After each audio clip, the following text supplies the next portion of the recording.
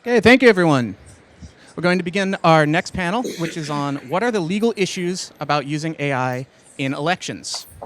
My name is Ryan Dury. I am at the law school here at WashU. I am the co-director of the WashU AI Collaborative and a associate director of policy for the Cordell Institute. And what that means, in effect, is I help the law school liaise around, both teach and then help the law school liaise with other schools here, with the community, and in practice, and help with policy understanding of AI, technology, and privacy around these issues. Today we're going to have 4 presenters. I believe they all have slides, so we'll set those up for you. They'll have 15 minutes each, and we will have time for questions at the end. So with that said, our first speaker is Christian Grose. Christian is a professor of political science and public policy at the University of Southern California. He's an influential figure in California politics and national policy. Dr. Grose collaborates with public officials, students, and academics on research and teaching. He is frequently consulted by advocacy organizations, state and local governments, and policymakers for his expertise on race, voting rights, election administration, and legislative redistricting.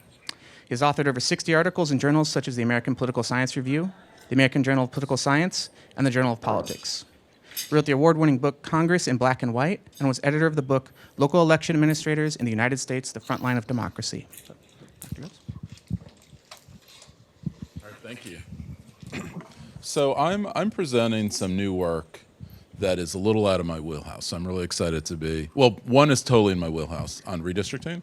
The rest of it on AI is out of my wheelhouse. And so I'm really looking forward to the feedback you got. And, related to the biography that got mentioned, in 2021, I did a lot of work with different redistricting commissions, mostly at the local level in California, that sort of inspired the research I'm going to be talking about today. And so there's a concept of communities of interest in redistricting that we're going to try to analyze. I want to mention this is co-authored with Lucien Lascala, a former student of mine who's a computer scientist who works at Amazon now. He's the more technical collaborator. So I'll text him with those questions as we're here, if you have them. And then I'm more of the substantive redistricting person. So I just want to mention that. All right, so there's this big measurement problem in redistricting law. There's a concept called communities of interest. It's in about 1/4 of U.S. states' laws regarding redistricting. And it's a legal concept that almost exclusively has been implemented qualitatively by people who draw lines. And so the question we're going to ask in the paper is, how do we measure this? Can we leverage machine learning and AI to do this? The answer is yes. And I'm going to present 2 empirical applications, one in Utah and one in California around redistricting. The Utah case is at this congressional level. In California, it's at local levels. And this is still in development. Our goal was to roll this out prior to the 2030 redistricting cycle, write a scholarly paper before then, and hope that redistrictors would use this method. We're working faster now because of everything, but we'd hoped, well, now there's some time to work on scholarship on this, and then this may be of application to practitioners in the future, but maybe it is now. Okay, so what's going on here? What we do in general, this is the summary of what we're doing. So we use machine learning and AI to turn public comments and the text from public comments into maps. Basically, the process that happens in redistricting is that a person will make a comment using words, and then that will be turned into some sort of demographic, geographic location, and then a map of that community of interest, or COI, is drawn. So we've created these maps of communities of interest from more than 1,000 public comments in the Utah congressional redistricting in 2021, and tens of thousands of public comments in several local California jurisdictions. All right, and so the legal research part of this is that there's no guardrails anymore around partisan gerrymandering, as you've probably noticed, circa 2025, but also a court case in 2019, Ruscio v. Common Cause. There are limited federal guardrails around voting rights that may go away, as of a court case on Wednesday in Louisiana that the Supreme Court heard. There is one area in redistricting law that's been really understudied by scholars, and even one thing I'd love to see NCSL have a list of states in their COI laws. That would be, if you don't already, you probably already do. But one thing that is across the country that is a guardrail on redistricting is this concept of communities of interest. It's used in red states, it's used in blue states, it's used in purple states. Or it's in the law, but it's not always implemented super systematically. So this is the research I'm going to present. I just want to mention this paper is with Lucien La Scala, but some of this work I'm also doing with Natalie Masoka, who's a professor at UCLA. She's not doing the AI part of it with me, but some of what I'm going to present comes from our joint work also. All right, so what are communities of interest? Community of interest is defined as a group of people in a contiguous geographic area that shares common interest. They often, though do not always, differ from an existing municipality or neighborhood, but they could be the same. Definitions vary across states. There are approximately 24 states that have this in their code, but in general, these are defined areas that are geographically compact with common interest. All right, a couple examples in the law. So this is the Utah State Legislature. This is the state code on redistricting. I've just cut off part of it. If you look at section 5A, right, the commission, Utah is a commission that's advisory to the legislature. The commission shall define and adopt redistricting standards that include preserving communities of interest. And then they define communities of interest in another document. California has a Fair Maps Act. This is also used for local redistricting, but similar law exists for congressional and state redistricting. The Fair Maps Act, passed in 2019, requires rank-ordered criteria, like equal population, compliance with the Constitution, geographically contiguous, but then look at point 4 in the Fair Maps Act. So a community of interest, a geographic integrity of any local neighborhood or local community of interest shall be respected in a manner that minimizes its division, and then it defines it. And this is pretty common across the country. So there's only a few attempts to measure COIs in the past. One is by Nick Stephanopoulos. He correlates ACS data across geographies, doesn't really provide a lot of great detail for map makers, right? He's able to correlate some demographic and geographic information, but it's more of a top-down measure, does not use public comments. Karen McDonald and Bruce Kane have written a paper saying that you should incorporate public comments, and that's actually what people who draw maps do, especially at the commission, in commission states. But they argue that redistrictors typically use qualitative interpretation. They read the comments they like and incorporate the COIs into their maps. And so what we're trying to do is make this more systematic, and we want to create maps of communities that then people who draw maps can use, just like you would take a unit like a county or a city and incorporate that into a map. Okay, so our solution is that, and I mentioned this already. So typically what happened in 2021, for example, especially in commission states like California, Colorado, et cetera, is literally thousands of people make public comments. Commissioners sit there and listen to them, and then they draw the maps how they want, more or less, with the qualitative testimony. So what we're going to do is leverage AI and machine learning to turn COI public comments into communities of interest maps. And we're going to use geographic data and geographic demographic data. And so a couple examples of what this looks like in terms of the actual public comment text. So here's one in Utah. This is a person who lives in Utah, in Salt Lake City, says, my community is the west side of Salt Lake City. We are very blue collar, but we are seeing the beginnings of gentrification. It's an urban community. We do not have things in common with rural communities. And the with and not is going to be important for what we're going to do. And so this is the map that was actually drawn. 2 districts split this community of interest that was relatively well defined in this comment. Here's an example from California, congressional districting in 2021.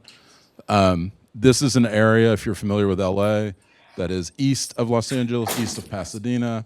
It comments on how the current 32nd congressional district fragments a bunch of communities that are predominantly Asian American in the San Gabriel Valley. And then it describes at the bottom how there are shared social, cultural, and other needs. And this on a map, just to show you, this is what this particular comment did. So the Redistricting Commission drew a map that split this community. This polygon right here approximately measures where the community of interest is in that previous public comment. The commission's initial draft map split this into this district and this district above. And then after receiving that public comment and many others, the commission connected this area here in the final map. So these are just examples of how the testimony is used qualitatively. All right, so what do we do? and I'm also interested in your feedback for how we can do it better. So we basically take the public comment text, and then our outcome is we turn it into shapefiles. So shapefiles of what these communities are. This is the process that we have developed and are developing. So basically, we've conducted a representative survey of the jurisdictions that we're interested in. We've asked people to define their communities of interest using open-ended responses. We also have some closed-ended responses too, but we asked basically the state of Utah to define their communities. Then we use that open-ended text data as the dictionary to define communities of interest for what we're going to end up using to draw our map. I'm curious if you have other ideas that are less costly than doing surveys prior to every redistricting. Then we extract unique community geographic data from the public comment text. So we use the surveys, the dictionary, and then take the comments and then extract geographic information. We match communities of interest to existing maps, API maps like Google API. We also identified the direction. So like with this other community, with this other neighborhood, or we have nothing in common with this other place, to try to look at direction. And then we generate shapefiles. We are developing this via proprietary model with Lucian, but for the scholarly part, we're also testing it with AI tools. And so we've tested steps 1 to 2 and steps 1 to 4 with AI. AI has been really good on steps 1 and 2, has not been so good on step 4 unless it's a well-defined existing geographic area. And then we hope to make this available next month or by 2030. This is one example of an output. So this is a local redistricting in California, Butte County. It's in north of Sacramento. Many public comments were offered like this. It's important to keep the town of Cohasset in a district with foothill communities, forest ranch, areas that were ravaged by the Camp Fire. So there's a big fire in this area. Many comments like this. So basically either through AI or through what we're developing, we can actually easily identify where the fire areas are in this county and where these communities are named Cohasset, Forest Ranch, et cetera.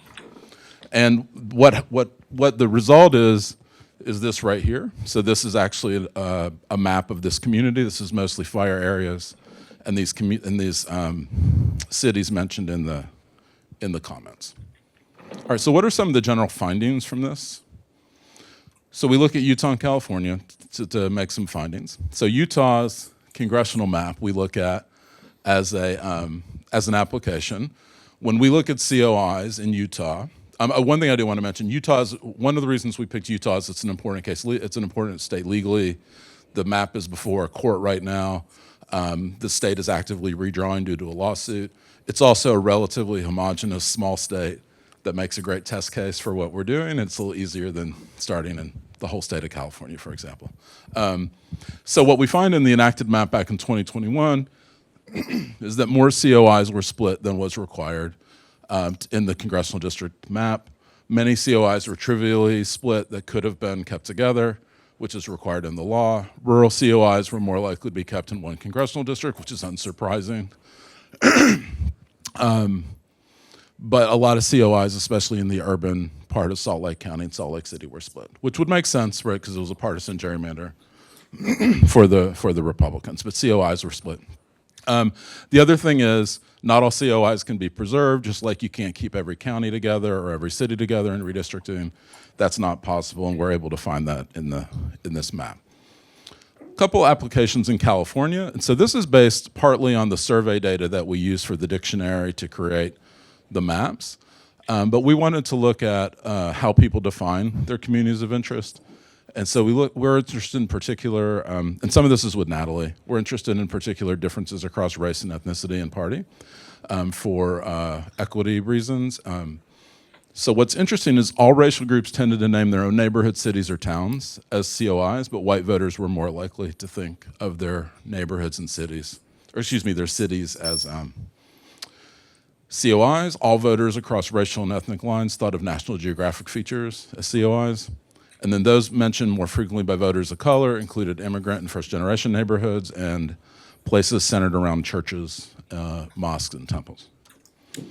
On party, this is just California, not Utah. We found COIs mentioned by Democrats and Republicans. Counties were frequently mentioned by both Dems and Republicans. Democrats are more likely to say their communities were around historical sites or neighborhoods. Republicans were more likely to say they were centered around churches and business and higher income or income-related socioeconomic corridors. All right, so to conclude, what are we doing here? We're trying to establish a workable community of interest measure that can meet legal criteria. That's in many state laws but doesn't exist. So the AI part, this is a conference on AI, so thank you for inviting me, even though I don't really do AI. The AI models that we did use did a pretty good job of extracting public comment data and turning it into community of interest information and summaries. They did not do a great job of mapping. They can produce shape files. They couldn't have done that a few months ago. But they don't really get it very well, and so maybe by 2030 they will. But as of now, they don't do a great job. They also don't do a great job, as we've heard in other presentations, on geographic locations like the nearby church, or things that are geographic identifiers but are not easily matched to a API, Google API map or something like that.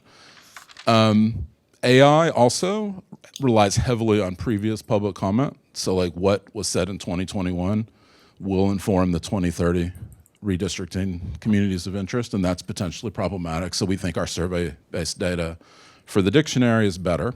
And then finally, I'm curious to see what other applications where this could be useful. We're still developing this, and so it's not perfect. But what are other text to geography applications that you know of in election administration? Where would it be helpful to take public comments and turn them into geographies beyond the redistricting domain? All right, so thank you.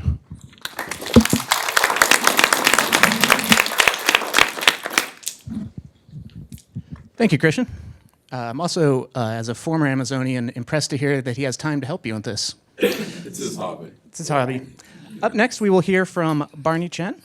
Barney is a PhD student in political science and MS student in statistics at UCLA.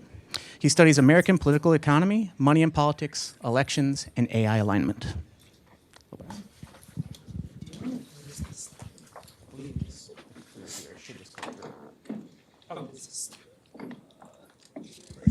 Nope, that's still not back? It's course.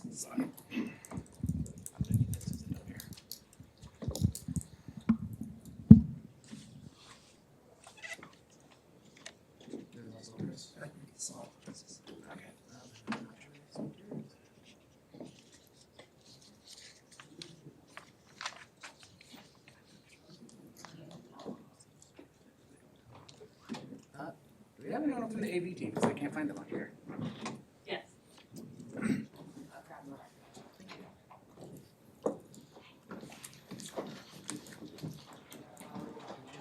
It's on it. Is it on it?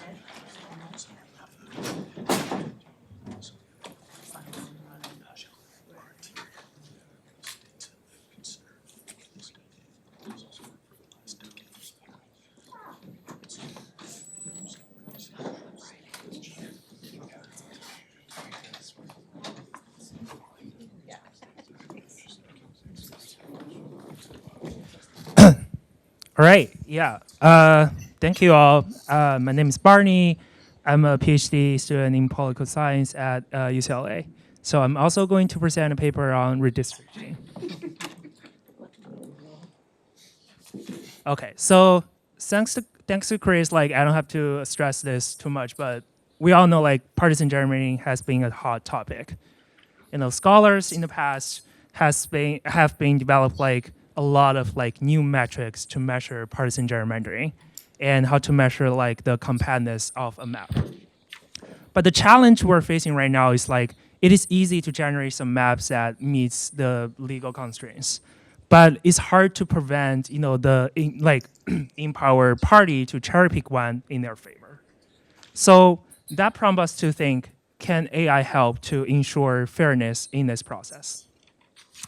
So as I just mentioned this, probably you already have a solution. So there's a line of research in AI that's about using LLM as a judge. So can we just use LLM to perform as like a special master or a third-party redistricting commission. Well, thanks to Justin's presentation yesterday, we know that LLMs may be politically biased. So it's probably not a good idea if we just trust like some model to judge, yeah, this map is the fairest. So our proposed solution is to make redistricting an automatic process where we use AI agents to represent the two political parties and they make decisions. So how does this work? So let's pulling back from dividing a map, drawing some districts. Let's just picture like a simple scenario. Like suppose two people want to divide a cake fairly. So if you just like let one person cut the cake and the same person choose the cake, it will never be fair. Like only the one who cuts and chooses will be happy. But game theory 101 tells us like fairness is guaranteed when you have the first person to cut the cake and the second person to choose the cake.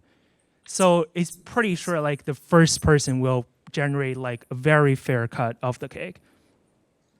So we're borrowing this framework to constrain the manipulation of the map generation.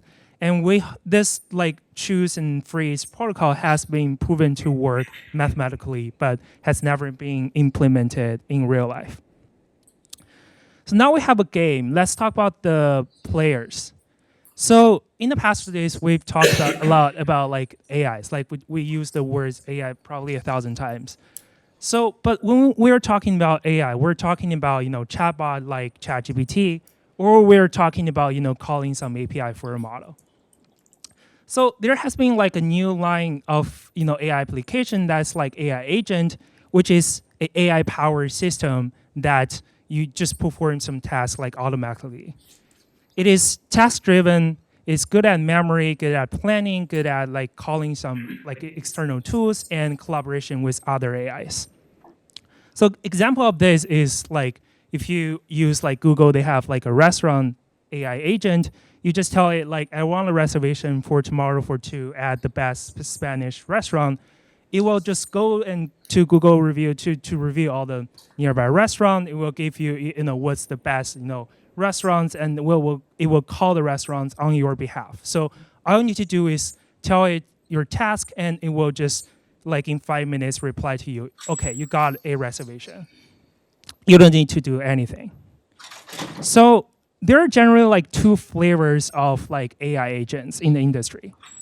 The first is like what we talk about a lot these days is the LLM agents. It's powered by LLM. It's good at reasoning. It has common knowledge of the human world from its training data, and it's dealing with words, image, and audio as inputs. There also has been another reinforcement learning agents who are basically is just functions that trains to maximize the rewards. And it learns from keep failing and then learning from the failures and then getting better. Example of the reinforcement learning model is probably the Tesla's autopilot or like Google's like AlphaGo. So because we want to use AI agents for strategic choices and reasoning, we're going with LLM agents today. Okay, so here now we can introduce the formal setup of our framework. The first component is you have 2 agents. The first is like a Republican agent prompt to maximize how many seats Republicans can get, and you also have a Democrat agent prompt to maximize how many seats Democrats can get. And for each of the agents, they're equipped with a state-specific database of all the demographic information from census and all the geographic information of the state and all the political information. Now that we have the agents, we're going to the second step, which is the choose mechanism. So whoever goes first will calling a tool that's has been already being used in real life that generate a large set of like feasible candidate maps. We're talking about 100, 1,000, whatever. But then this AI agent will read all of this like 100 maps, and it will choose one that it thinks I like this map the best. once this AI agent chooses the map, the second agent will select one district from this map. That's what we call like they frozen this district. So this district is like selected permanently. And for the rest of the map, it will go back to the choose step. So say you have like 10 districts, now you freeze like, one, you got 9 left, and you are doing the choose step on the rest, areas, and you are rerunning, the MCMC, and you are just like, the next agent will freeze another district. So we're going this from choose to freeze, choose and freeze, and going on and on until you've reached like how many districts you need. So let's talk about the performance of our framework. So like I said, there's probably 100 different metrics for gerrymandering, partisan gerrymandering. So we're just using this one metric that's called local unfairness, which is basically like how many unhappy voters are like unhappy about this map locally. So here's our results in some of the swing states, although we've done this for all states. So the red is what our framework generates. The blue is what a very sophisticated, statistics algorithm generates. And the black line is what the real life situation is. You can see like our model, besides in one state, they beats the most sophisticated like statistics algorithm to generate a fair map. Now, if our outcome variable is still local unfairness, one thing we're wondering is, so there are different aspects or different dimensions of partisan gerrymandering. So what if we tell the agents to focus on one aspect in this like process? So in this step, we just prompt each of the AI agents, so like add just one line in their prompt. So like, by the way, you need to focus on, for example, compactness of the district, or you need to focus on like partisan bias, which are different metrics for partisan gerrymandering. And we find it is not as good as you just don't tell it to do, like to focus on anything specifically. Like if you let the AI do the work, it will create the fairest map. And when you ask ChatGPT the same question, you got probably different answers. So you may wonder like how stable is this process? So here's the example where we visualize our framework on drawing Pennsylvania districts for 8 repeated times. You can see like it appears like pretty stable and reproducible, and when we check like actually the maps, they preserve the community of interest pretty well, and they're respecting the geographic divisions. Like it's not really dividing some cities or like a river into half. Okay, so it sounds like too good to be true. So one worry that we immediately get is like, how do you know like the AI agents are actually making the strategic decisions? Like, what if they just find some like shortcut? So they're just like, okay, we're agreeing on some like map on the backdoor. Well, to test this, we injected some like bad decisions at the different stages in this framework. So we inject like some like suboptimal decisions for the AI agents, and we see that their behavior just changes like on the next step. So we can see like the AI agents did not find any shortcut, but they're just making some like decisions. And like chess, you may wonder, okay, so this framework involves someone goes first and someone goes second. How does the ordering of things impact things? Well, we test this, and it seems like who goes first, who goes second doesn't change anything. And you may also wonder, what's the choice of the LM model impact our results? So we test this on like probably 10 different models, from Google, from OpenAI, or from like DeepSeek, and the results stay pretty much the same. And since like our framework depends on how you want to generate a map, because it's calling that tool, how does that algorithm change anything?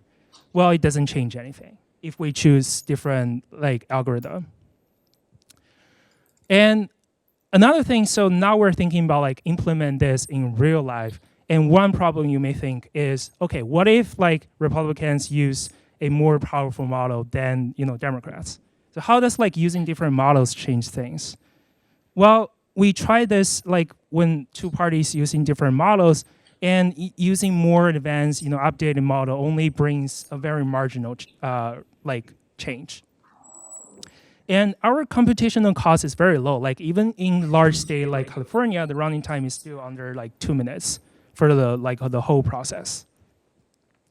And as we mentioned about, like we also trained the reinforcement learning agents on neural networks, and it's a bad choice. They tend to get greedy at the early stage. Like they're very greedy at the early stage, and this like we're using reinforcement learning is very sensitive to how you set up the reward. So it's very easy to manipulate, and we don't want manipulation in this process. Okay, so to sum up, so we propose a partisan solution to get a nonpartisan result. It is like the advantage of this is like using AIs avoid the bipartisan cooperation in person, which like previous scholars has criticized. Okay, all of this framework, they need the two parties to sit down and negotiate, and they will never do due to polarization. Well, our framework solved that because you don't need to sit down. Just send your model.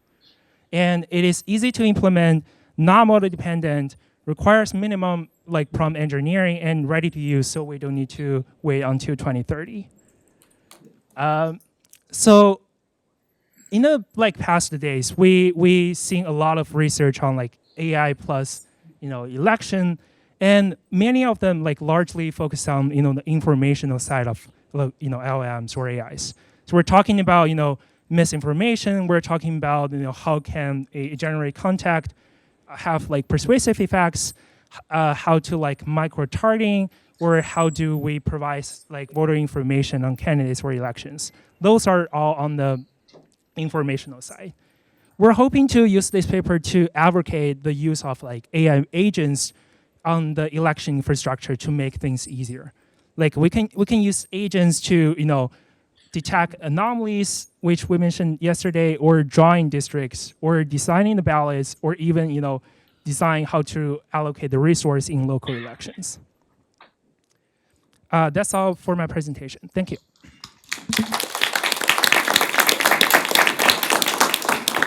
Thank you, Barney. Up next, we'll hear from Adam Kuckuk. Adam is a policy associate with the National Conference of State Legislatures, a nonpartisan organization serving the 50 state legislatures and territories. His research covers AI in elections, governmental ethics, and campaign finance.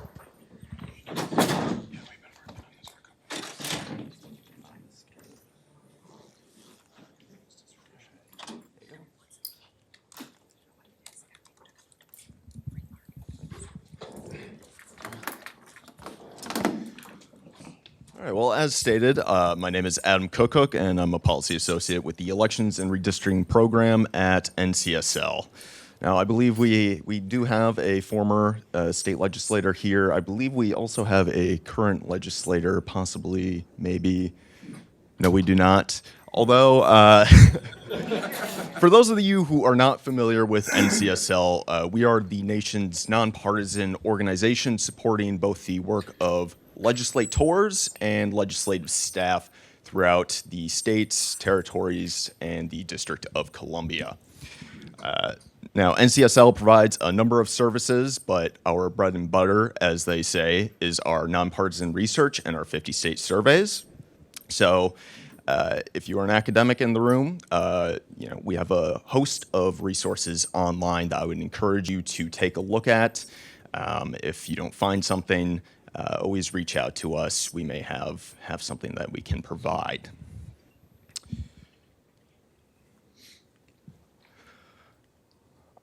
So today we are going to be talking a little bit about state laws on AI and deepfakes in campaigns. First, I'm going to be going over a little bit of context. Then I'll be going over a couple of court cases that have been on this subject. And then I'm going to be putting those state laws into context with the most recent case out of California. Now, a couple of things that I want to say at the top of the presentation here is first, I am not an academic. So if you are wondering what my methodology was, I looked it up.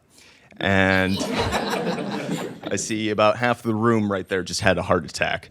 And then second is that I am not an attorney. So I know the statutes very well, but as for the court cases, I had my colleague Helen Brewer help review and prepare this part of this presentation with me.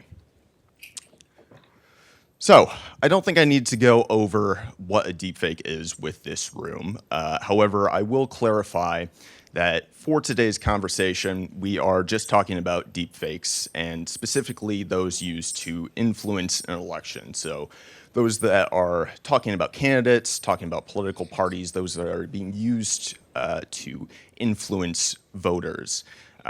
As for AI in other election contexts, there hasn't been really a whole lot of legislation outside of this political messaging and campaigning context. In Arizona, there was a bill introduced a couple of years ago that prohibited the use of AI in election systems. So think of signature verification, polling, those sorts of things. But that bill failed. And then in Maryland this year, there was a piece of legislation that would have prohibited the use of AI to translate election materials. So think of ballots or ballot pamphlets that are sent out to voters. So just as I think has been stated already earlier today, there was a really big concern back in last year with the 2024 election that there was going to be a whole ton of deepfakes being released on the campaigns. That is not something that we ended up seeing a whole lot of. However, if you are interested in what deepfakes were presented in the campaigning context, there are a handful of great databases out there that I would suggest that you go and take a look at. All right, so now, what have states actually been doing on this topic? So, a little bit of history here first. Back in 2018, deepfakes were just starting to emerge. The technology was not anywhere near as advanced as it was today. And as a result, only 2 states had enacted laws in 2018. The nation's first were California and Texas.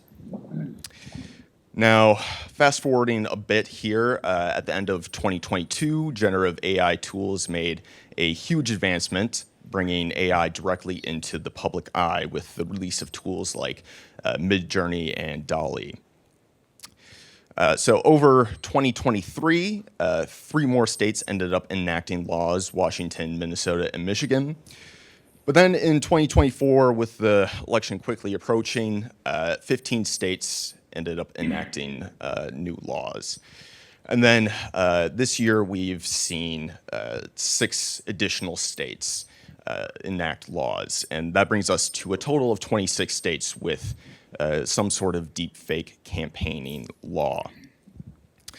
Now, there are several other laws on the books. I believe Pennsylvania is one that have a deepfake law. However, these laws do not directly mention elections or candidates or parties. They're much broader than that. And for that reason, they are not included in this count or on this map. Another thing I'd like to point out is that a handful of states have passed legislation through both their legislative chambers, but that legislation was ultimately vetoed. Louisiana and I believe Virginia are those 2 states.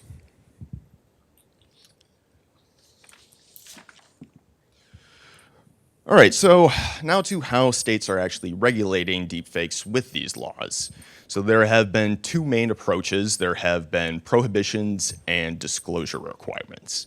So 2 states, Minnesota and Texas, have these straight up prohibition laws. And what they do is that they prohibit the publication of a deepfake a certain number of days prior to an election. So in Texas, this is 30 days, and in Minnesota, this is 90 days. Now, the other 23 states with laws on this subject have, or I guess 24 states, have some sort of disclosure requirement. So these disclosure requirements are similar to those that campaign finance, where you have to have a disclosure statement at the bottom of the media.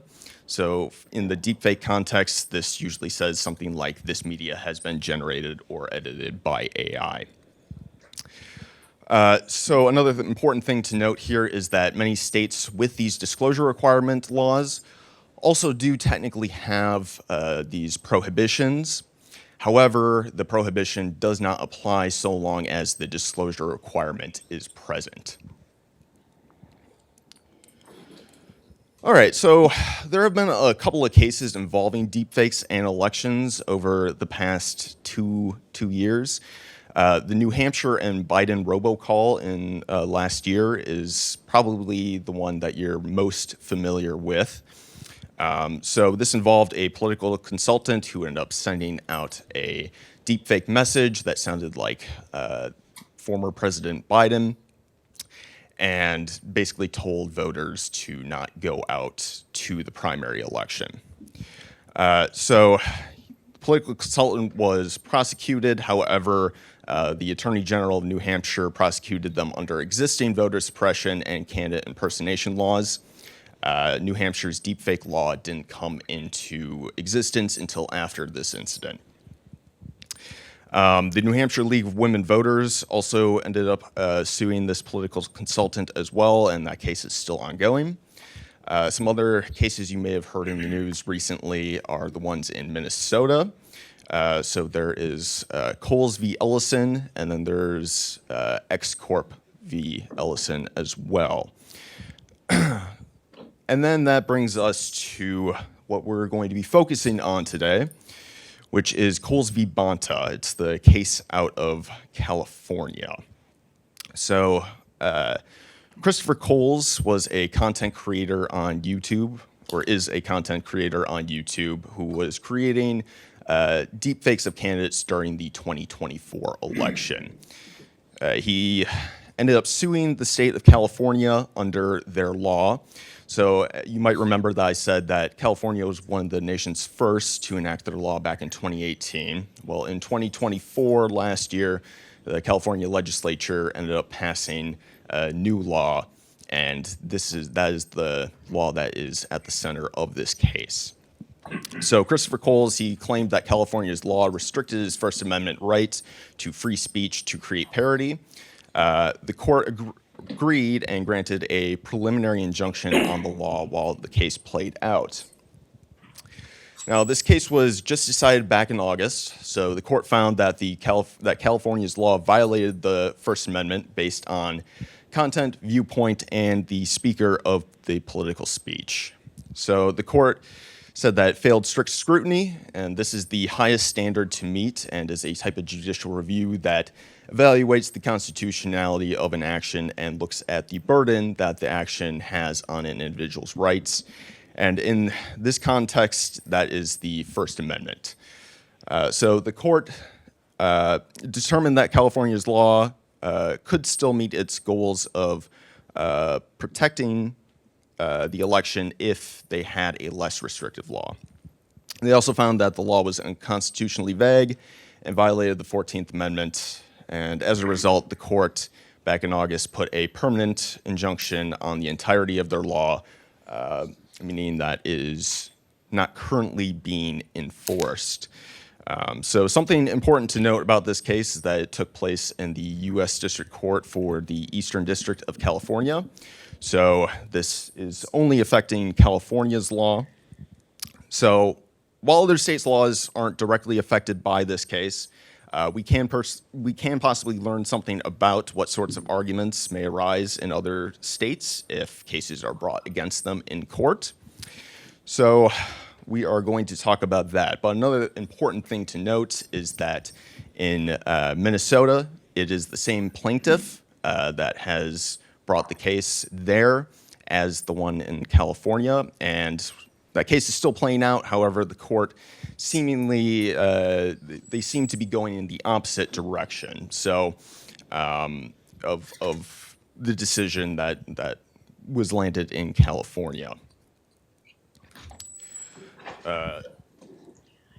So, as I said at the top of the presentation, these laws, broadly speaking, are regulating the use of deepfakes in elections and campaigns, but the specific use cases that are regulated depend on the state. In California, the prohibited speech, in California, the law prohibited any speech that is reasonably likely to harm a candidate's electoral prospects. The court took issue with this as it was not regulating an actual harm, as electoral prospects are hard to measure, and what constitutes as a harm is fairly vague. The court said that one way to possibly remedy this was to only restrict deepfakes that cause concrete harms like voter interference, coercion, or voter intimidation. So what are other states doing? Well, first, some states have similar provisions regulating the likely harm to electoral prospects. Alabama is one example. Second, some states do not require any harm to be done. Colorado prohibits depictions of a candidate doing something they did not actually do, whether or not it caused any harm or not. So now let's move on to satire and parody provisions. So California's law required satire and parody deepfakes to include a disclaimer statement, and this is separate from the disclaimer statement that tells the viewer that it was generated by AI. So this is a statement that says this is for the purposes of satire or parody. Now, I've heard that there's nothing that kills a joke quicker than having to explain that it is a joke. And it seems that the court took this opinion, stating that the disclaimer was overly burdensome and drowned out the message of the satire. Additionally, the court said that the law was also unconstitutional, as the parody and satire was not protected if it was reasonably likely to deceive someone absent an AI disclaimer. Now, most states are unlikely to run into a similar issue with their laws, as they provide broad exemptions for their provisions. Oregon is an example of this, where they exempt all parody and satire from the disclosure requirements that they have. Now, no state has a provision like California's requiring a parody disclaimer. However, there are states that stay silent on parody. Indiana, for example, carves out no exemption for their disclosure requirement, although the state does not strictly prohibit deepfakes without the standard AI disclaimer. They simply require a disclaimer to avoid being sued by the candidate. And then finally, we will be talking about cause of action. So California allowed nearly anyone to sue under their law by allowing viewers of the deceptive media I see my time is almost up here, so I'm just going to rush through this really quickly. California allowed anybody to sue by allowing the viewers of the deceptive media to take action. So the court found that this provision was overly broad. One potential remedy was to only allow candidates who had suffered concrete harms to sue. And this is another fairly unique thing to California. Most states allow candidates, government officials, or political parties who have been harmed to sue.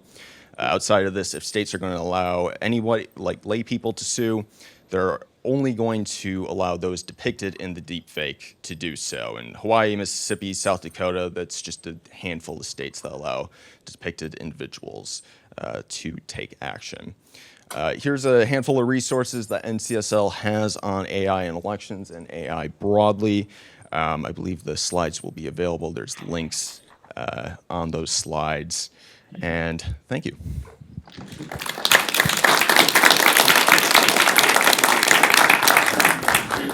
Thank you, Adam. Up next, we have Dean Stefanie Linquist. She serves as the Nickerson Dean and Professor of Law at WashU Law. Before joining WashU Law, Dean Linquist held several posts at Arizona State University, including Senior Vice President for Global Academic Initiatives and Deputy Provost and Vice President for Academic Affairs. At ASU's Sandra Day O'Connor College of Law and in the School of Politics and Global Studies. Got it. We'll cut it short. Dean, I would like to introduce my boss, Dean Linquist.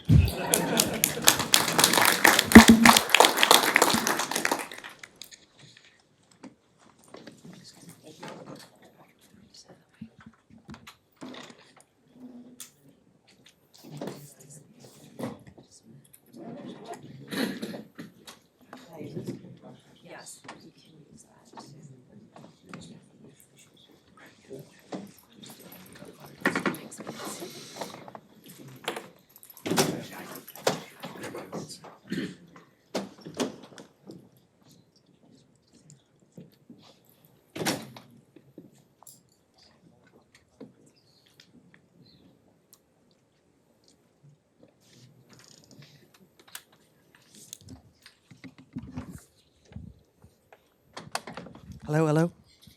Hey, everybody. It's so nice to be here. Thank you, Betsy. And I don't have any PowerPoint slides. I would if I weren't Dean, but since I'm Dean, I don't have any slides. I didn't have time to put any together. And I also want to say that I want to thank Adam for stealing my thunder. Appreciate you very much, because what I was going to do was talk a little bit about state legislation and AI. So what I'm going to say just as it augmented what Adam has already said, and I'll also comment on federal regulation. I also want to say that any questions that come to me after this presentation should be directed to Ryan Dury. He is our co-director of our AI collaborative at the law school, along with Oliver Roberts, and is teaching a course in AI in the law right now. So he really is the expert on this, and I'm sorry he's not up here instead of me, but I'm glad he's here. I also want to say that we are focused like a laser beam on AI at the law school, and in particular, not only on how lawyers are going to be using AI, but on AI regulation and governance, because, or as a recent book title suggests, if someone builds it, we all die. And that is a real book title. Anybody in here read the book yet? If anyone builds it, we all die. It's about super intelligence and about the threat to humanity. So this is just one small area where we need to think hard about artificial intelligence and regulation of it. I also want to say that just by way of background, there are other jurisdictions and countries that have been very focused on this well before, I think, in many cases, the United States has been, which has regulated in a much more fragmented way because of federalism.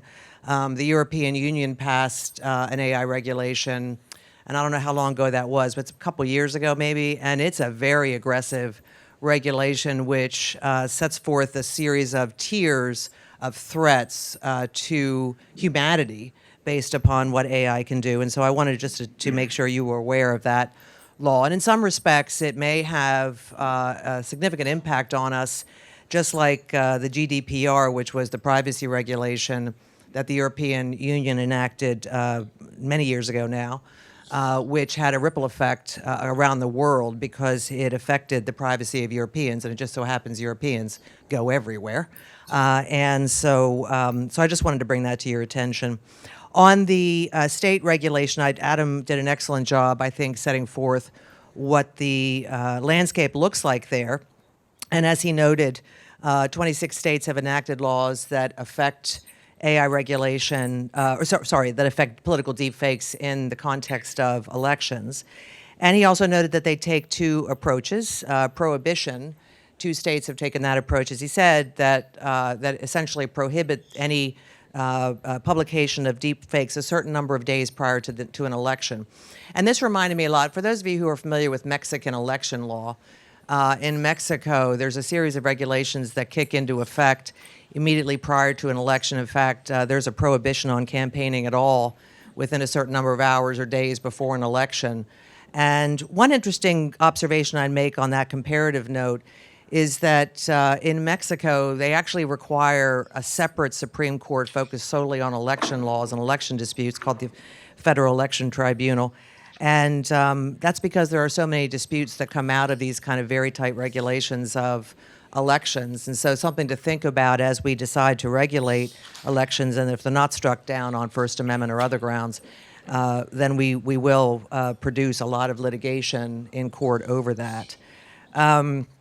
I also want to say something else that Adam touched on, and that is that some states have pre-existing statutes that regulate some of these AI deepfakes. For example, criminal impersonation laws that even predate the internet, and they may apply to AI impersonation. So to the extent that those remain in effect while the AI laws are struck down, which some have already, as he noted, it may be that we still have some protections from deepfakes that really amount to criminal impersonations.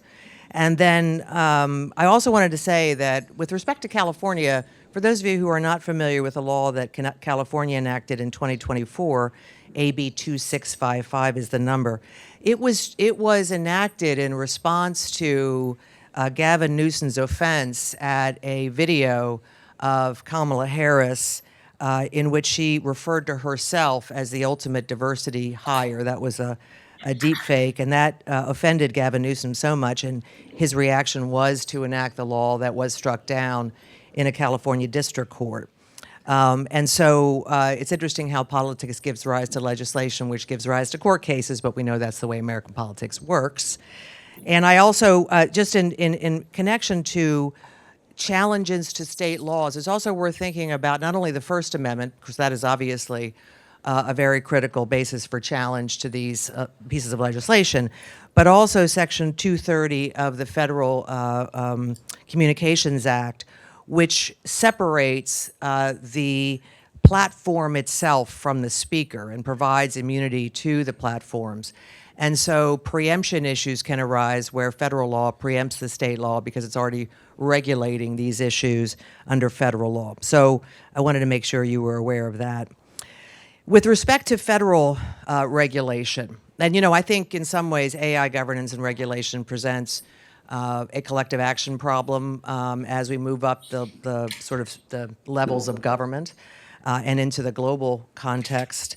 At the moment, it would seem that federal legislation would be the easiest way to manage some of these issues because it would be uniform across the country. And there is some proposed legislation now, as I understand it, I'm not exactly sure where it is, to deal with the copyright issues that are now very, very salient in this context. New York Times has sued OpenAI, and if you have a little time on your hands, I highly recommend reading the complaint. In that case, it is not about election law, but it is about how copyright law is implicated when a large language model educates itself on material that is readily available, or not readily available, I should say, I take that back, not readily available, but rather behind a firewall. I just got a notice the other day that 2 of my books are now in the training materials for one of the large language models, I'm not sure which, and suggesting I might want to sue. I'm thinking about that. But I figure the New York Times came in and said just fine on my behalf. I think the issue is, of course, damages and whether or not I might be able to generate some damages as a result. And frankly, that'd be useful to me because the royalties on my books amount to about $10 a year. So that'd be fine.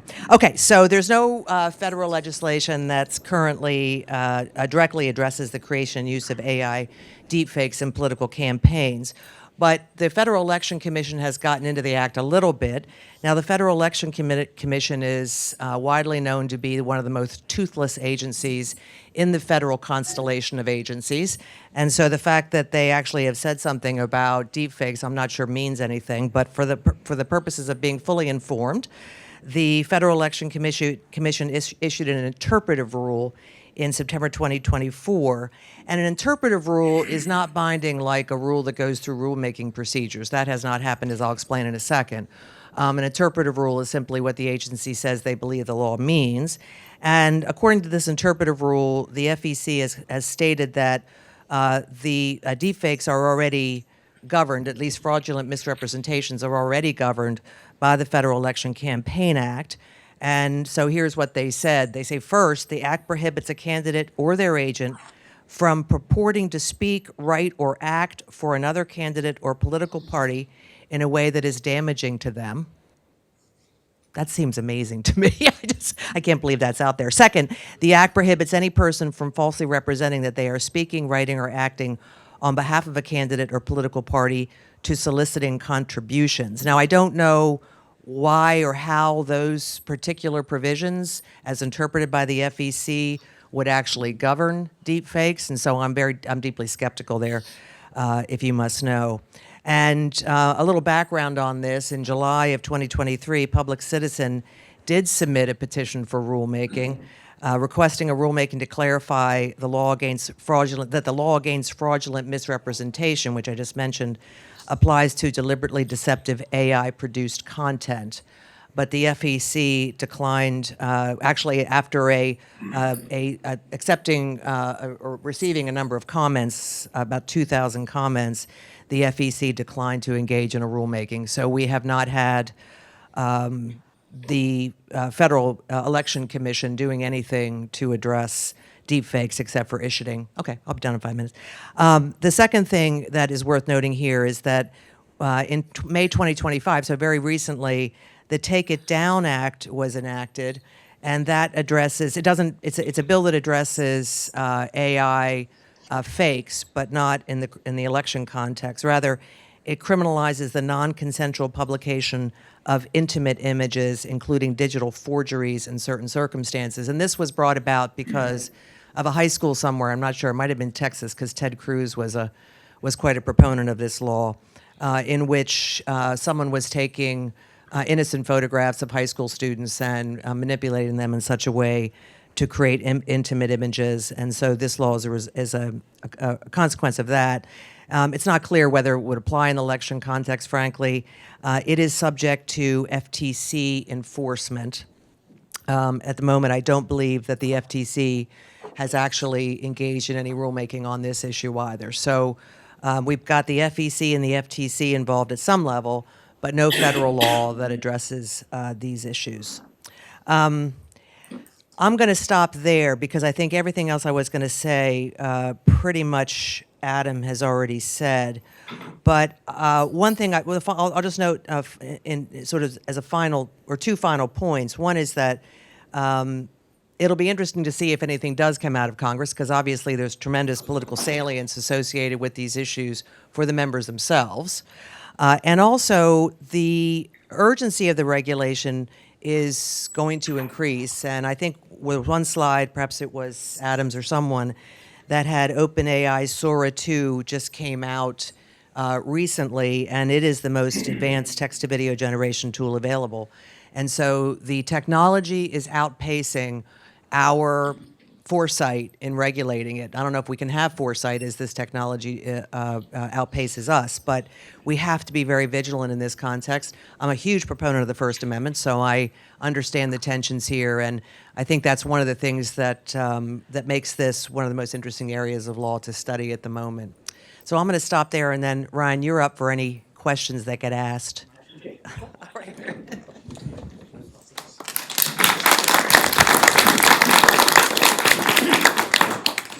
All right.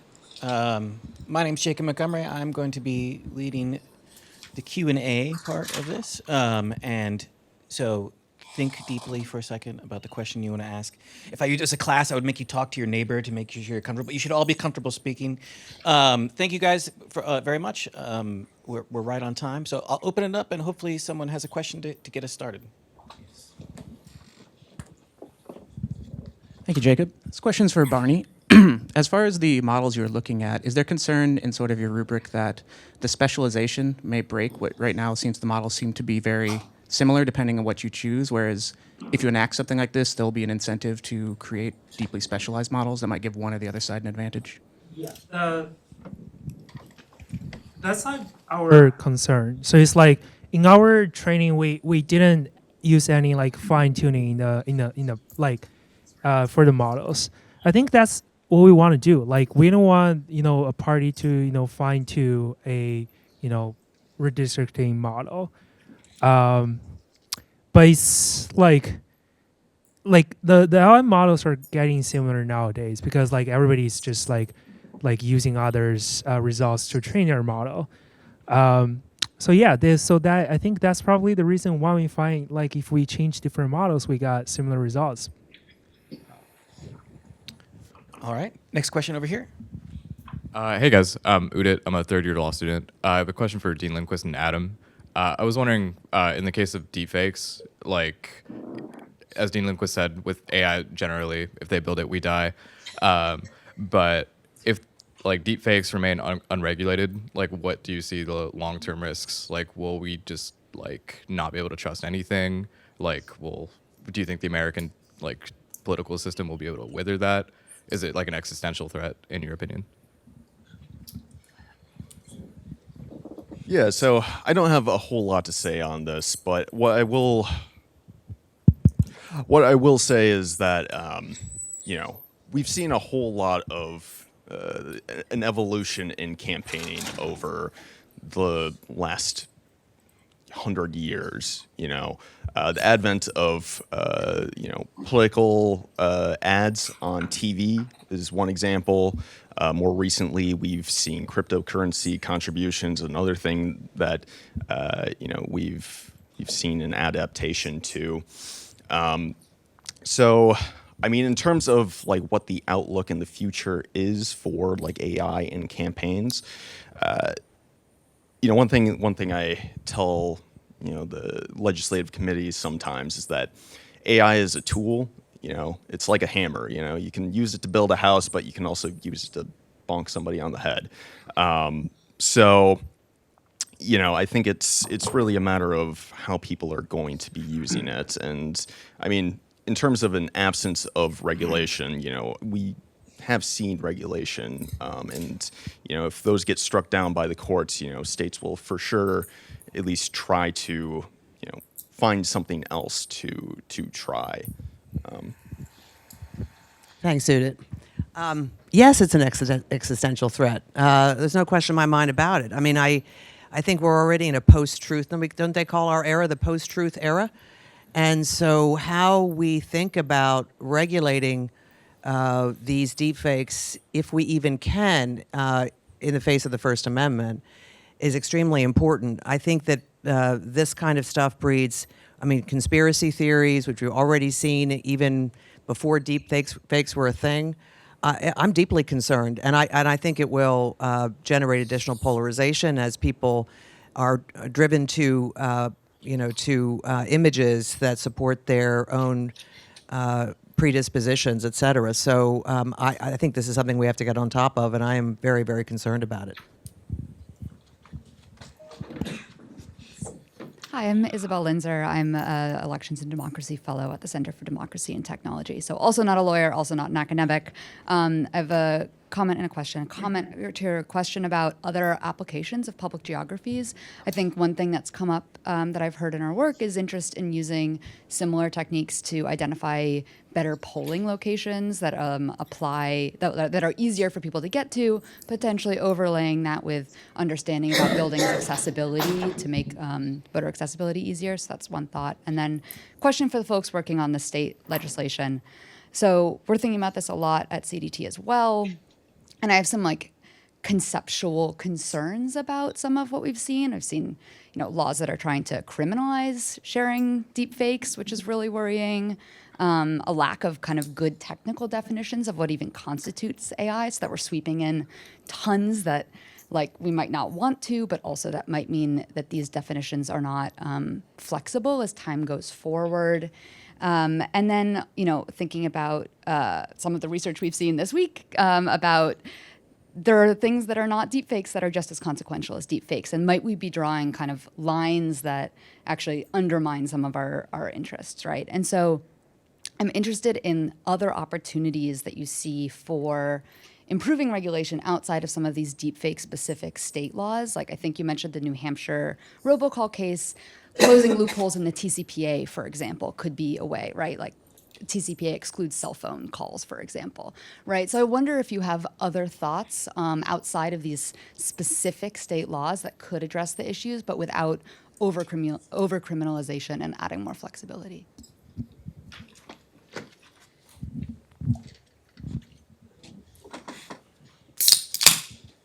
Yeah, so I think in terms of other opportunities for regulating, deepfakes in campaigns outside of the laws that we've already seen, because the vast majority of what we've seen so far are these disclosure requirements. And one thing that you ended up bringing up is that states do already have many laws that could apply to deepfakes.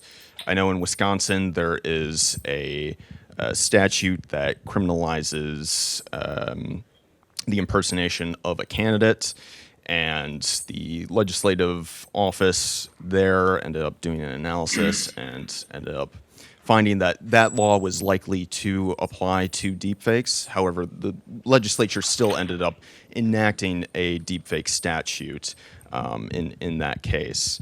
There's also, don't know a whole lot about it, but false light laws and other, defamation laws are also another area that I think we've seen. And then fair campaign practice laws is another avenue that states might end up taking, where they require a candidate, or not require, but ask candidates to sign a pledge saying that they won't do something, and it's an opt-in system, but it provides for penalties if they do end up opting in and breaking those laws. I'm going to grab a chance to ask my own question. Did you want to answer anything else on that one? No, I was just going to say I hate the Big Brother aspect of this. I've always thought, from a meta standard, that you always wonder whether the tolerance, the provisions that ensure tolerance in a democracy are not going to sow the seeds of our own destruction. The First Amendment is now a barrier to managing these things. One thing I think, and I also wanted just to reiterate the point I made previously, that if we allow these sort of protections to be enforced via the courts, where you have people whistleblowing on each other all over the internet, it's just, oh my gosh, that just feels Stalinesque to me. Stalinesque to me. So I think there's got to be another way, and maybe it's by providing a platform for people to share political information what's guaranteed not to have deepfakes or something, some alternative forum, because I don't see courts respecting this legislation, especially criminalization, but even civil penalties. So I'm going to take the opportunity to ask my own question, because I've been thinking about this, right? And I think, well, first of all, I want to say, Christian, there is a set of geospatial AI people who you can be draw me a picture of St. Louis, all the trees, and it will just draw the geospatial, right? And so I don't know if you're in conversation with them, but there is a way to integrate the foundation models with geospatial understanding and all of Google Street View and things like that. And so it's not my area at all, but I have seen them demonstrate these products, and so there might be a way to actually plug your stack into that stack in order to get it to do the shapefiles much faster. The other question, though, I was having is imagine that we had crib maker AI, right? An AI that would 3D print a crib, right, for a child. And we don't really have any question that if that thing was producing defective cribs that were harming babies, that it would be made illegal, it would be regulated, no one would talk about it, right? So it's not so much that it's AI or automation. The issue, it seems to me, is that this is speech, right? And so a lot of these issues people talk about, this is AI regulation. This isn't really AI regulation. There's lots of AI things that we're not worried about regulating at all. This is speech regulation, which is very problematic. And the European framework would be immediately tossed out on First Amendment grounds. It's extremely aggressive. And so I just wanted to ask, thinking about frameworks for thinking about regulation that are not so government centered, because to my mind at least, the very last thing I am thinking about right now is how can we put the government more in charge of our speech? Is not a thing I'm particularly interested in. And so I was wondering if you guys had any thoughts on ways we could think about doing AI regulation. We already talked a little bit about some of them that are more incentives driven, or to getting the platforms themselves to take on these duties rather than going to the government for them.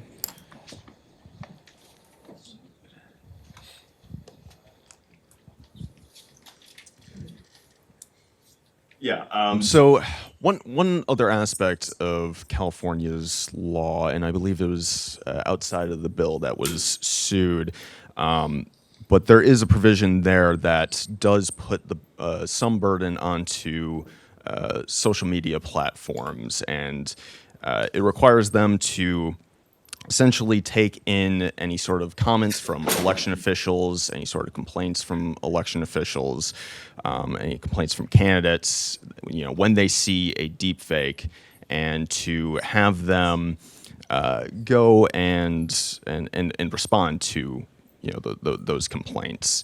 And I believe it's platforms of a size bigger than 1 million active users or something like that. But yeah, I think that's what we've seen there. That's all I really have to say on that. If I had the answer to that question, Okay. right, I think that is the question of the age. So my question is for Steph. Brian wants to answer the question from me, which is great. Apologies, I'm jumping in here. One area that has been very interesting and is very early stages is the idea of product liability law. reaching through towards the creators of these systems. There's a bunch of hurdles right now in how product liability law is set up and structured, whereas for the crib maker, there's a lot of direct analogies and we can implement it directly. For someone who's creating the system, there's a lot of intervening steps. So the understanding of whether you're looking at design defect, actual manufacturing defect, or the other, or failure to warn, there's potentially intervening steps there to shield them from liability.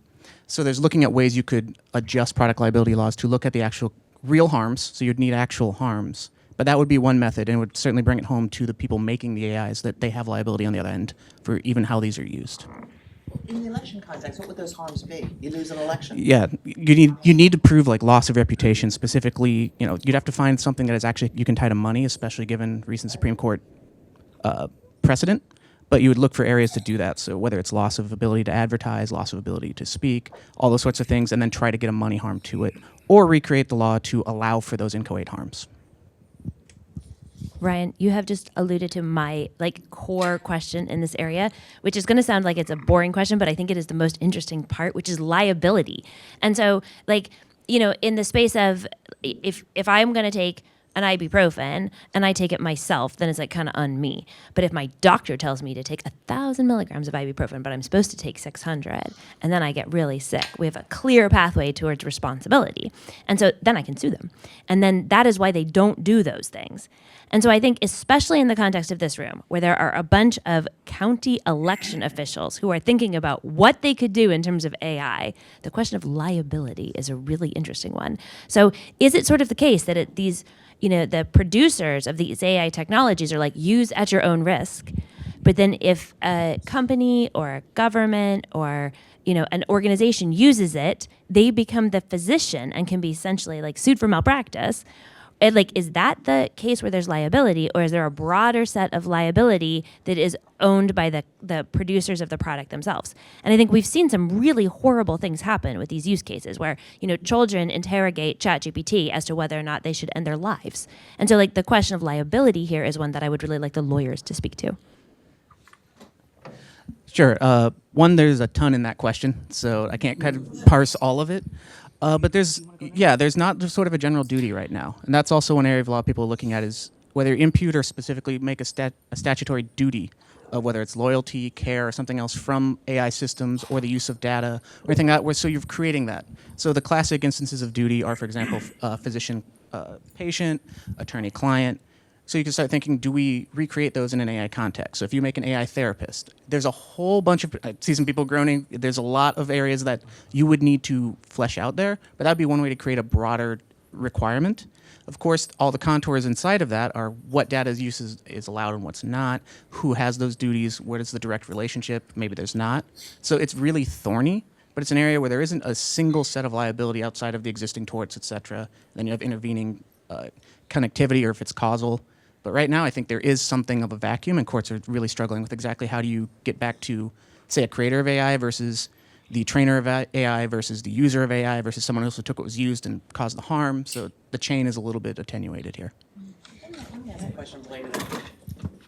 This question is really for Ryan on this point because it seems to me that when you produce a crib, it has a certain intended purpose.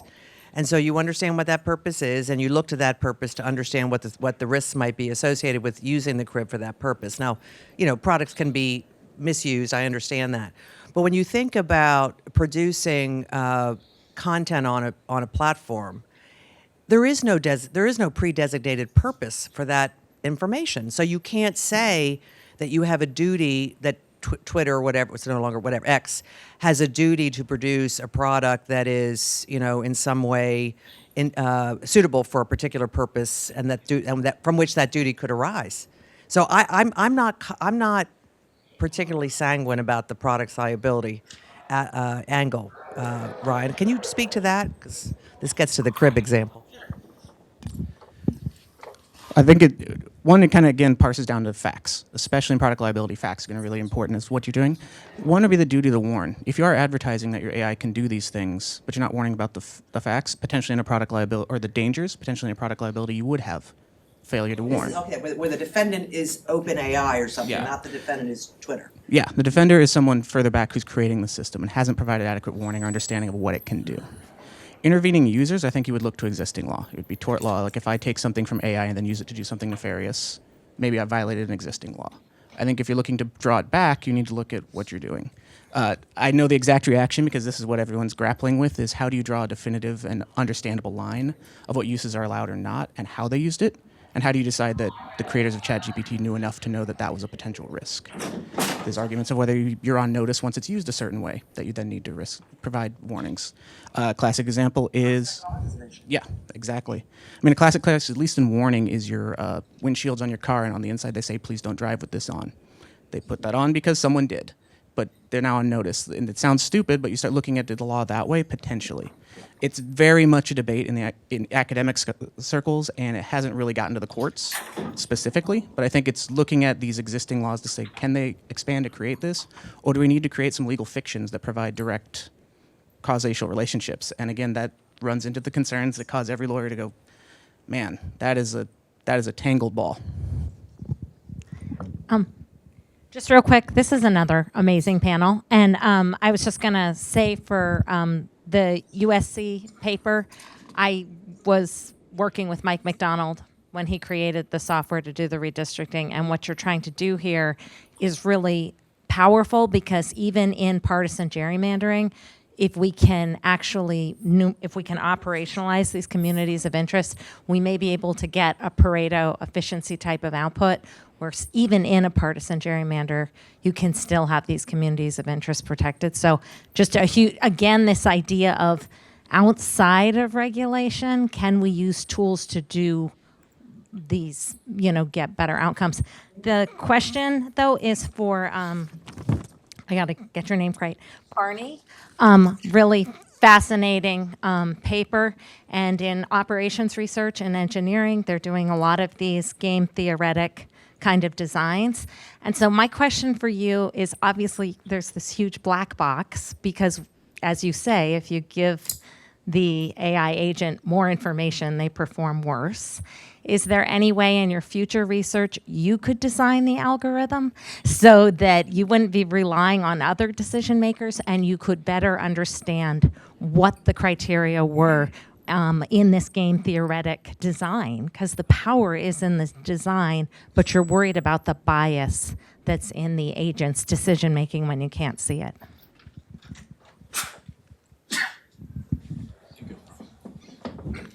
I'll go first because my answer is short. Like, I don't think within my PhD time, able to train like something like like OpenAI model. But I got the concern. It's like we are feeling the same. Like those are like we're using those like proprietary LLMs, and we just don't know how it works on the back end. But it just like give us the results and it perform like really well comparing to, the neural network things is something that we control, and it didn't perform as well. That's my short answer. I don't think I can produce something that's powerful. I just wanted to add thanks on the comments on COIs, but I want to piggyback on this a little bit. So what's the point of rational actors and agents who work together to draw redistricting? Are there any states that do that, where they plan to do partisan gerrymanders, but they work together? I can't think of any. No, I don't think they could you change it to be more accurate to what happens? So like, could you have a fair system where agents work to maximize their own incumbent or partisan protection instead of this particular assumption in your model? Yeah, I think the problem is like we're trying to create like something that's like you behave partisanly, but we still get like a less partisan result. That's kind of like I think the philosophy of our like framework is like we're not hoping they're trying to like, okay, I'm gonna be in partisan, I'm gonna be like fair in redistricting. We're trying to use a framework where like, okay, I'm the in-power party, I'm going to do the best for my party, but we're trying to build something that's like constrain their framework. I guess what I was saying is, why is there the constraint from a minority party? Like, what happens if you model it differently Like Yeah. a more sort of why that assumption that the minority party gets to go second, because they usually don't get to go at all. Yeah, right? like that's what we're hoping to add to. Is like we're comparing to like you have the in-power party draws the map and choose the map completely. We're trying to add a framework of like the minority have some saying in this process, which we don't know if will be implemented. Like this is not like a new proposal. Like similar proposal has been done in the past like decade, and like all the state like the courts just did not approve any of them. Like the best we get so far is like special masters who are like when they are disagreeing with a map and they just appointing some like bipartisan special masters to draw the map.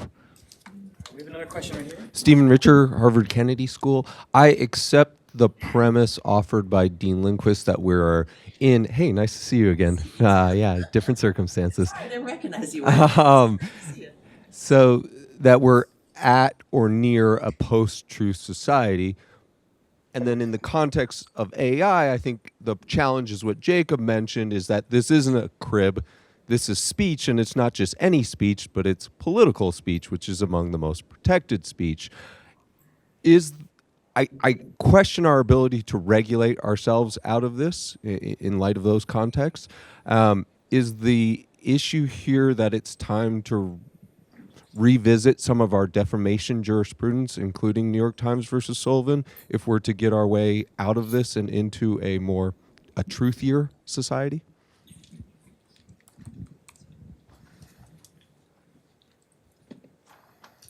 That's a heck of a. Oops. Oh. That's a really smart question. It takes a second. It was on. Okay, is it me? I think it just takes a second. I always say it's human error, and that's definitely human error, not technology. That is a super smart question, Stephen, I think. But the downsides of changing the New York Times versus Sullivan standard is pretty scary too, right? Because we end up with, England survives as a democracy without it, so it might not be the end of our democracy. But I think that is, and I'd like Ryan to address this, because I assume this is also in the literature, Ryan, that you're teaching right now. But maybe defamation law is the way to go. Yeah, because I would think that these kind of deepfakes would be drawn within a potential defamation context. Absolutely. Yeah, obviously it's really thorny to try and regulate speech right now. I think some of the points you're making are ones we're trying to think through. One of them being that New York versus Sullivan does provide basic protections against litigation bullying. So maybe what we need instead is a federal slap statute or things like that, where you can have the ability to push back. And then you could look at pulling Sullivan back and saying, we don't need the protections. We don't need the extra level of mens rea to make these decisions. But what we do need is protection if the courts are being used in a way to bully people who are trying to speak against someone who has the money to bully. You then allow the ability to say, hey, you lost, now pay all my attorney fees, or potentially some sort of damages that way. Be one way to think about it, but I do think under current jurisprudence, it's very, very hard to regulate speech, and it's very, very hard to pull what AI systems are doing out of speech. The other area that's very interesting is who's doing the issue at hand. Because there's a mens rea requirement, it's hard to say that ChatGPT has done something. It has no mens rea. It doesn't have an understanding. It can't be reckless. It just acts. So then it's who was reckless. Was it the user sharing the information? Was it the developer creating the system? So it is a thorny area. But I do think it's an area where, over time, if this continues sort of at the, we can't touch it. There's a term that's being used, Lochner, if you're familiar with that, from the industrial age. Yeah. Basically, it's the idea that with the Commerce Clause, you couldn't regulate anything. And over time, the Supreme Court said, no, states we can regulate. Here, you could end up with digital Lochner around the First Amendment, where we can't really regulate AI because we're treating free speech as such a sacrosanct thing. So I think it's something the courts will, over time, have to grapple with if it continues down this path. One thing I think is worth adding there, Stephen, on this point. It hates me. Is this Supreme Court seems to me to be very protective of free speech if religious freedoms are involved, right? And I think there's lots of arguments to be made that deepfakes could have religious implications. So I'm not sure I see the Supreme Court being particularly open to arguments that about reversing or at least drawing back on New York Times versus Sullivan if there's any religious speech involved. That's just an observation about this particular court. Another question here?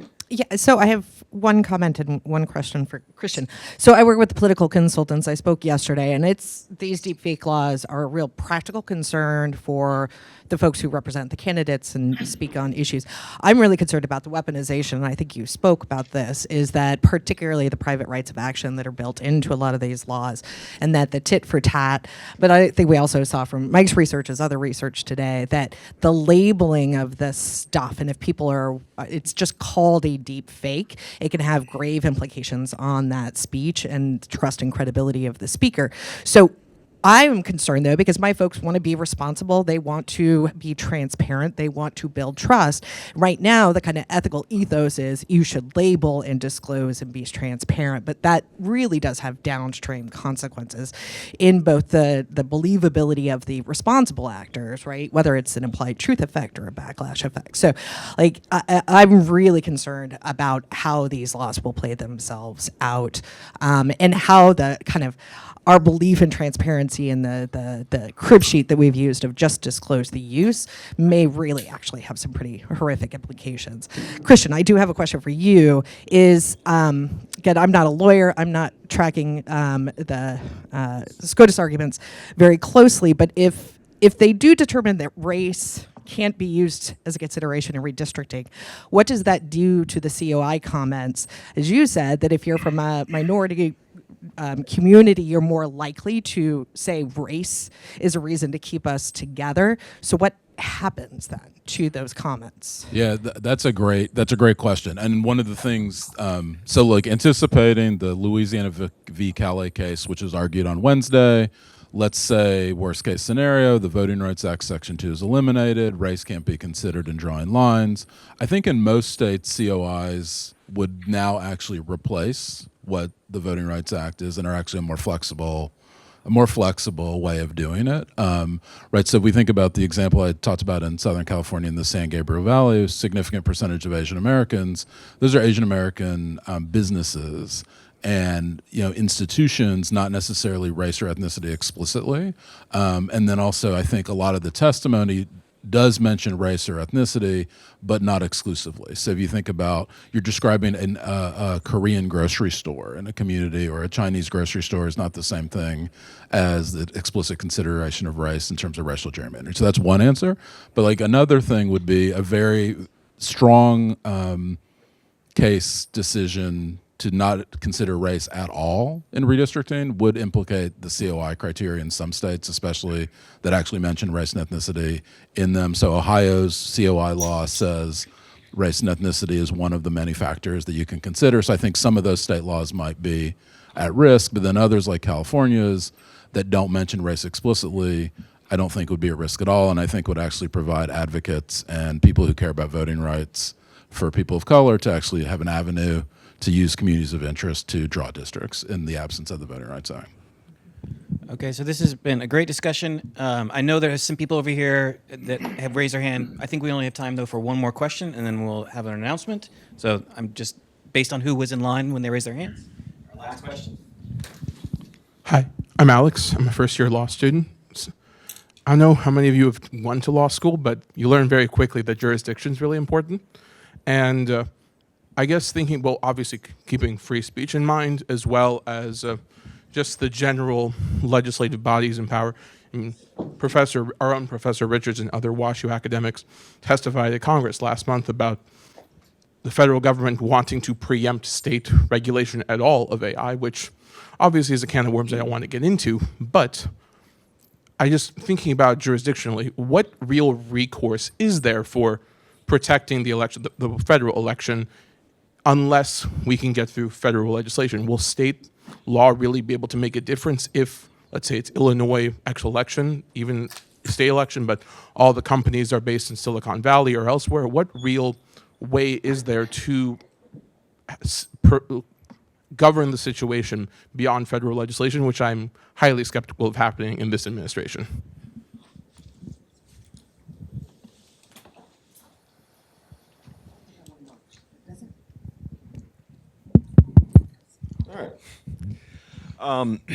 Yeah, so I guess what I'll, at the top of this here, so NCSL, we don't usually take many stances on things. We're a nonpartisan organization, so because of that, we don't really speak on the political issues.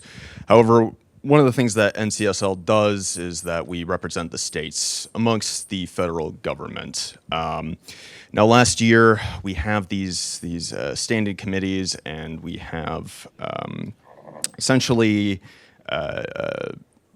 like policy resolutions that are decided amongst 3/4 of the states at our annual legislative summit meeting, and through these resolutions, we are then allowed to go and essentially lobby the federal government on certain issues.